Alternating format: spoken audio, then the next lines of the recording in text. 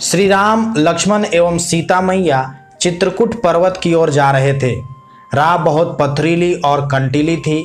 एकाएक श्री राम जी के चरणों में कांटा चुभ गया।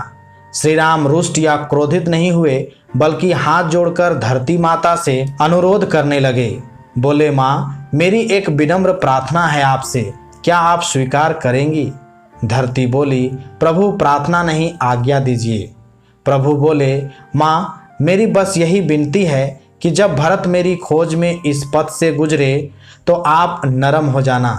कुछ पल के लिए अपने आंचल के ये पत्थर और कांटे छुपा लेना। मुझे कांटा चुभा सो चुभा, पर मेरे भरत के पांव में आघात मत करना। श्री राम को यूं व्यग्र देखकर धरा दंग रह गई।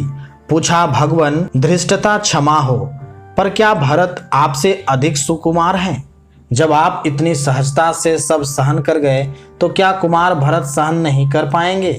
फिर उनको लेकर आपके चित्त में ऐसी व्याकुलता क्यों?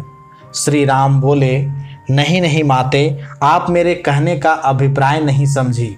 भरत को यदि कांटा चुभा तो वह उसके पांव को नहीं, उसके हृदय को विदीर्ण कर देगा। हृदय विदीर्ण ऐसा क्यों प्रभु? धरती माँ जिज्ञासा भरे स्वर में बोली, अपनी पीड़ा से नहीं माँ, बल्कि यह सोचकर कि इसी कंटीली राह से मेरे भैया राम गुजरे होंगे और ये सूल उनके पगों में भी चुभे होंगे। मैया, मेरा भरत कल्पना में भी मेरी पीड़ा सहन नहीं कर सकता, इसलिए उसकी उपस्थिति में आप कमल पंखुड़ियों सी कोमल बन जाना।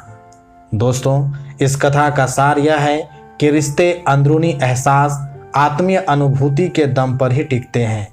जहाँ गहरी आत्मीयता नहीं, वो रिश्ता शायद नहीं परंतु दिखावा हो सकता है। इसलिए कहा गया है कि रिश्ते खून से नहीं, परिवार से नहीं, मित्रता से नहीं, व्यवहार से नहीं, बल्कि सिर्फ और सिर्फ आत्मीय एहसास से ही बनते और निर्वहन किए जाते हैं।